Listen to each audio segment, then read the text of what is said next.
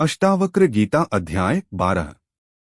अष्टावक्र गीता कोई धर्म ग्रंथ नहीं है। यह धर्म के पार की वाणी है। यह ना किसी मूर्ति की पूजा है, ना किसी विचार की भक्ति है। यह तो सीधा आत्मा की ओर इशारा है। आत्मा जो ना जगी है ना सोई है, वो तो बस है। जब साधक संकल्पों, विकल्पों, साधनाओं और सारी खोजों से थककर मौन में गिरता है, यह वहां उसे दिखाई देती है। उस आत्मा में ना कोई भय है, ना मोह, ना किसी कर्म का आग्रह।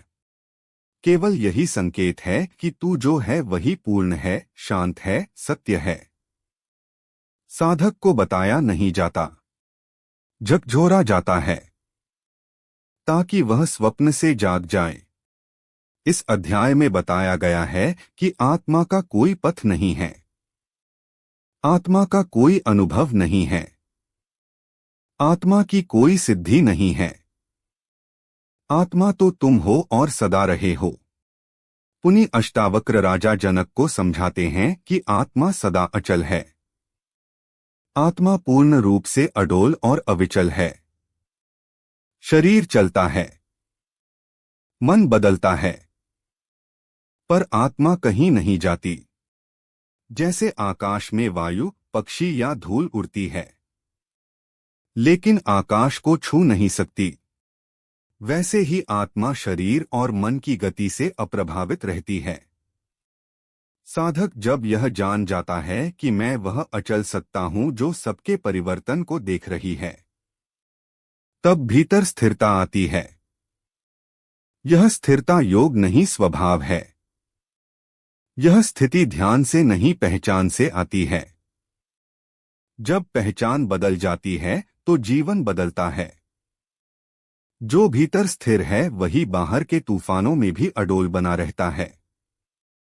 यही साक्षी का अनुभव है। अचलता में स्थित साधक ही मोक्ष के निकट होता है। अष्टावक्र आगे कहते हैं कि आत्मा की प्रकृति प्रकाशमय है। आत्मा स्वप्रकाश है। उसे प्रकाशित करने के लिए ना तो सूर्य चाहिए, ना दीपक, ना मंत्र। जैसे सूर्य स्वयं अपने प्रकाश से सबको दीप्त करता है, वैसे ही आत्मा भी अपने अस्तित्व से ही सबको चेतना देती है। शरीर, मन, बुद्धि सभी आत्मा के प्रकाश से ही कार्य करते हैं। साधक जब भीतर इस आभा को पहचान लेता है, तब उसे बाहरी दीपक और मार्गदर्शक की आवश्यकता नहीं रहती। यह प्रकाश अनुभव का है, ज्ञान का नहीं। आत्मा का प्रकाश देखकर ही आत्मा की उपस्थिति का साक्षात्कार होता है। यह प्रकाश आनंद को जन्म देता है, जो किसी भी परिस्थिति में धीमा नहीं पड़ता। यही आत्म प्रकाश सत्य का पहला संकेत है। आत्मा सभी रूपों से परे है। आत्मा किसी भी रूप, वर्ण, जाति, लिंग, अवस्था या संकल्पना से परे है। वह ना पुरुष है, ना स्त्री, ना ब्राह्मण है, ना शूद्र। उसका कोई नाम नहीं, कोई गोत्र नहीं। साधक जब तक किसी विशेष स्वरूप से चिपका रहता है, तब तक वह आत्मा को नहीं जान सकता। आत्मा का साक्षात्कार तभी होता है जब सभी सामाजिक, मानसिक, धार्मिक और दार्शनिक पहचाने गिर जाएं। जो स्वयं को निराकार, निरपाधिक और निरअभिमानी जान लेता है, वही आत्मा के निकट पहुंचता है। जब मैं के सारे सीमित रूप नष्ट हो जाते हैं, तब जो बचता है वही आत्मा है। रूपातीत बोध ही परम सत्य है। आत्मा क्रिया से रहित है। संसार में प्रत्येक वस्तु क्रिया में है। शरीर चलता है, मन सोचता है, इंद्रियां अनुभव करती हैं, पर आत्माएं इन सबसे परे केवल साक्षी है। वह ना करता है, ना करवाता है, ना चाह रखता है। उसकी उपस्थिति मात्र से सब कुछ घटित होता है। साधक जब मैं करता हूं इस भ्रांति से मुक्त होता है, तब वह आत्मा की निष्क्रियता को पहचानता है। यह बोध अधिक शांति देता है, क्योंकि तब ना तो किसी कर्म फल का भय रहता है, ना किसी पुण्य का गर्व रहता है। आत्मा की निष्क्रियता जानना ही सबसे बड़ी क्रिया है। यही ध्यान की पूर्णता है। यह संसार केवल दृश्य है, सत्य नहीं है जनक। यह जो संसार है, रूप, गंध, नाम, भाव, व्यक्तित्व, यह सब दृश्य है। वह जैसा दिखता है वैसा है नहीं। यह सब एक स्वप्न जैसा है जो जागरण पर लुप्त हो जाता है। आत्मा के साक्षात्कार से यह स्पष्ट होता है कि यह सब क्षणिक परिवर्तनशील और मिथ्या है। यह जानना भागना नहीं है, वरन सही मूल्य समझना है। जब साधक भीतर टिकता है तब बाहर का दृश्य स्वप्नवत प्रतीत होता है। संसार से विरक्ति तभी आती है जब उसका स्वभाव समझ आता है। यह ज्ञान साधक को मोह से मुक्त करता है। फिर वह संसार में रहते हुए भी उससे अलग हो जाता है। हे जनक, याद रखना, इच्छाओं से ही बंधन है। इच्छा ही बंधन है। वस्तुएं बंधन नहीं बनाती, उन्हें पाने की ललक बांधती है। जब तक भीतर कुछ पाने, कुछ बनाने, दिखाने या सुरक्षित करने की इच्छा है, तब तक मन बंधा रहेगा। आत्मा की शांति पाने के लिए इच्छा का विसर्जन आवश्यक है। यह इच्छाओं का दमन नहीं बल्कि उनकी निरर्थकता की समझ है। साधक को जब यह दृष्टि मिलती है कि आत्मा तो पूर्ण है, तब वह कुछ भी जोड़ना नहीं चाहता। यही अवस्था मुक्ति है। इच्छा के त्याग से ही सच्चा वैराग्य उत्पन्न होता है। आत्मा ना जन्मती है ना मरती है। आत्मा ना उत्पन्न होती है ना नष्ट होती है। वह तो समय से परे है। शरीर बदलते हैं, नाम बदलते हैं, कर्म फल बदलते हैं, पर आत्मा ना प्रारंभ जानती है ना ही अंत। यह जानना साधक को मृत्यु के भय से मुक्त करता है। जब वह अनुभव करता है कि मैं कभी जन्मा ही नहीं, तब उसे ना किसी भविष्य का डर रहता है, ना किसी भूतकाल की पीड़ा। यह बोध जीवन में अद्भुत निर्भयता और गहराई लाता है। यह अनुभव शरीर से विलग नहीं करता, पर उसके पार ले जाता है। आत्मा तो एक रस है। आत्मा ना सुख के समय फूली जाती है, ना दुख में टूटती है। वह सदा एक रस समस्थिति में स्थित है। वह साक्षी है। वह प्रतिक्रियाशील नहीं है। साधक को यह समझ आनी चाहिए कि जो भीतर शांत है वह कभी बदलता नहीं। जब कोई इस समता में स्थित हो जाता है तब वह संसार के झूलों में नहीं हिलता। ना किसी की प्रशंसा में अहंकार आता है उसे, ना ही अपमान में विषाद होता है। यही समत्व योग की पहचान है। यही आत्मा की लक्षणात्मक स्थिति है। आत्मा को ना प्राप्त करना है और ना ही खोना है। आत्मा पहले से ही उपस्थित है, उसे तो बस देखना है। यह ना कोई सिद्धि है ना कोई उपलब्धि, यह केवल स्मरण है। जब साधक जानता है कि मैं वही हूं जिसे खोज रहा था, तब यात्रा समाप्त हो जाती है। यह अंत नहीं अपितु वास्तविक आरंभ है। आत्मा को पाना किसी खोई वस्तु को ढूंढना नहीं है। यह तो भ्रांति का अंत है। इस अंत में ही पूर्णता है। यही अंतिम ध्यान है। जनक, मन ही भ्रम का कारण है। बाह्य संसार नहीं बल्कि मन ही बंधन और भ्रम का मूल कारण है। आत्मा तो मुक्त है पर मन उसे ढक देता है। मन विचारों का जाल है। जब तक साधक उसमें उलझा है तब तक आत्मा का अनुभव संभव नहीं है। जब वह मन को देखता है, ना कि उससे जुड़ता है, तब धीरे धीरे वह विलीन होता है। यह मन का विसर्जन ही आत्मबोध की पहली सीढ़ी है। तभी साधक भीतर के मुक्त आकाश को देख पाता है।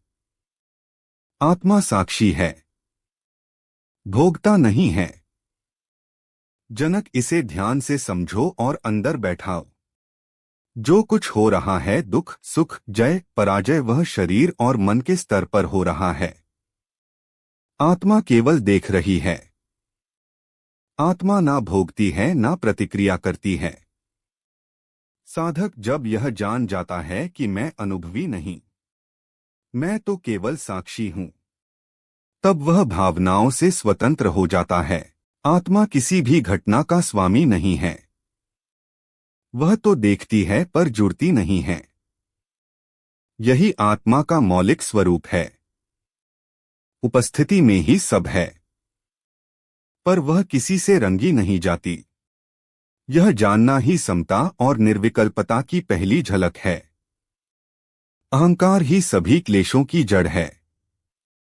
जनक, जब मैं करता हूं, मैं जानता हूं, मैं श्रेष्ठ हूं, इसकी भावना आती है, तब क्लेश उत्पन्न होते हैं।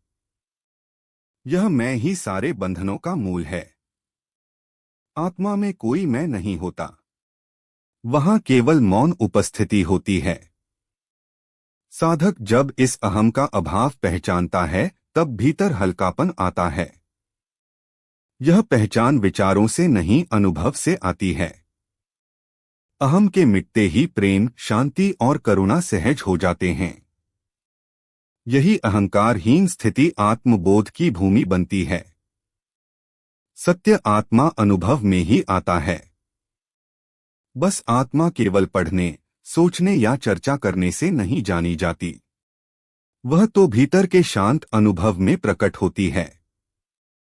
साधक जब मन को मौन करता है और अपनी उपस्थिति में विश्राम करता है, तब आत्मा की आभा प्रकट होती है। यह अनुभव ना तो कल्पना है, ना ही भावना। यह निर्विचार निर्विकल्प सत्य है। जब शब्द रुक जाते हैं, तब सत्य बोलता है। इसलिए आत्मबोध का मार्ग तर्क से नहीं, मौन और साक्षी भाव से है। अनुभव से जो जाना गया है वही टिकता है। हे जनक, यह सारे द्वंद्व आत्मा से बाहर हैं। सुख दुख, हानि लाभ, सफलता विफलता, ये सब आत्मा से बाहर घटने वाली स्थितियां हैं। आत्मा इनसे अछूती है। जनक, जो साधक भीतर की स्थिति को इन द्वंद्वों से बचा लेता है, वह आत्मा की गहराई में प्रवेश करता है। जब कोई भीतर से स्वतंत्र होता है, तभी वह बाहर की परिस्थितियों से असंबद्ध रह सकता है। आत्मा ना राग में बंधती है, ना द्वेष में गिरती है। द्वंद्वों से ऊपर उठना ही आत्मा को जानने का प्रारंभ है। और जनक, याद रखना, आत्मा का कोई कर्म फल नहीं। जो आत्मा है वह ना करता है, ना भोगता। इसलिए उस पर कोई कर्म फल नहीं लगता। कर्म फल देता है केवल कर्ता को, और आत्मा कभी कर्ता ही नहीं बनती। जब साधक यह जान लेता है, तब वह कर्म से डरता नहीं, ना ही उसमें फंसता है। फिर वह सहज होकर कार्य करता है, पर भीतर से निर्लिप्त रहता है। यही निष्काम कर्म का वास्तविक अर्थ है। आत्मा का यह अकर्म भाव ही मोक्ष का द्वार खोलता है, और आत्मा तो स्वयं सिद्ध है। आत्मा को सिद्ध करने की कोई आवश्यकता नहीं है। वह तो पहले से ही पूर्ण है, शुद्ध है, चैतन्य है। साधक को केवल यह भ्रांति त्यागनी होती है कि मुझे बनना है, पाना है, पहुंचना है। जैसे आकाश का कोई आधार नहीं होता, आत्मा भी किसी साधन से उत्पन्न नहीं होती। साधक जब जानता है कि मैं पहले से वही हूं, तब उसके सारे प्रयास गिर जाते हैं और सहजता में पूर्णता का दर्शन होता है। यही स्वयं सिद्धात्मा का बोध है। जन्म संबंध, कर्तव्यों के संबंध, आत्मीयता के संबंध, यह सब मन और शरीर तक सीमित हैं। आत्मा का किसी से कोई संबंध नहीं होता। वह अकेली है, लेकिन पूर्ण है। साधक को जब यह गहराई से अनुभूत होता है कि मैं किसी का नहीं और कोई मेरा नहीं, तब एक अलौकिक स्वतंत्रता का अनुभव होता है। यह विरक्ति नहीं, उच्चतम प्रेम है, जिसमें आश्रय नहीं होता, अपेक्षा नहीं होती। आत्मा का यह निरालंब स्वरूप ही उसकी सर्वोच्च गरिमा है। आत्मा कभी मलिन नहीं होती, चाहे कितना भी पाप, अपराध या अज्ञान हो। आत्मा निर्मल रहती है। वह शरीर के कर्मों या मन के विचारों से कभी दूषित नहीं होती। जैसे जल में पड़े सूर्य का प्रतिबिंब गंदे जल से नहीं बदलता, वैसे ही आत्मा भी अविद्या में रहकर अछूती रहती है। साधक को यह जानकर आत्मग्लानि से उबरना चाहिए और आत्मा की निर्मलता में स्थिर होना चाहिए। यही दृष्टि उसे जीवन में नया जन्म देती है। आत्मा कभी भी अनुभव में दो नहीं होती। जनक, सभी द्वैत अनुभव में और तू, यह और वह, सुख और दुख आत्मा की दृष्टि में नहीं टिकते। आत्मा केवल एक रस और अद्वितीय अनुभव है। जो साधक भीतर इस एकता को अनुभव कर लेता है, वह अलगाव से मुक्त हो जाता है। फिर वह किसी को अपना और किसी को पराया नहीं मानता। यह अद्वैत ही सबसे बड़ा समाधान है। जनक, इससे सारा संघर्ष समाप्त हो जाता है। यही आत्मा की दृष्टि है। सब में केवल एक देखना, और आत्मा कभी बंध ही नहीं जाती।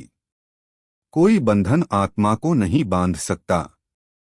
ना ज्ञान की कमी, ना ज्ञान का भार, ना कोई कर्म, ना किसी जन्म की बाध्यता। आत्मा अपने स्वरूप में मुक्त है। साधक का काम है केवल पहचानना कि बंधन तो केवल मन में है, आत्मा में नहीं। जब यह विभाजन समझ में आता है, तब बंधन टूटते हैं और सहज मुक्ति का अनुभव होता है। आत्मा की यह स्वतः मुक्ति जानकर साधक स्वतंत्रता की श्वास लेता है। जनक, यह समझना कि आत्मा का ना कोई धर्म है ना अधर्म। धर्म और अधर्म शरीर और कर्ता के लिए हैं।